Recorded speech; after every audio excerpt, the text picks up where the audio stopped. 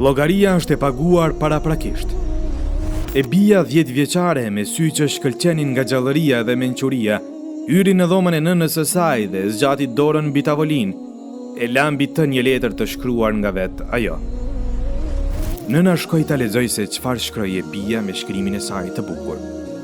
E mori letrën dhe në të e pa se shkruante: fatura e llogarisë. Pastrimi i dhomës sime kushton 1 euro. Pastrimi i enëve të shtëpisë kushton 2 euro. Përkujdesja ime për vëllain e vogël kur nëna mungon kushton 3 euro dhe shpërblimi im për suksesin tim në shkollë kushton 5 euro.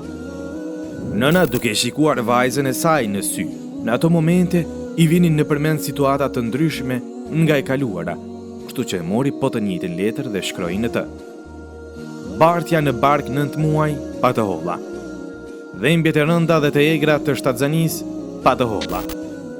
Një natë që e kalova për t'u përkujdesur për ty e së mur, pa të holla. Përkujdesja, pastrimi, rrobat, lojrat dhe fshirja i lodëve tu, të gjitha pa të holla.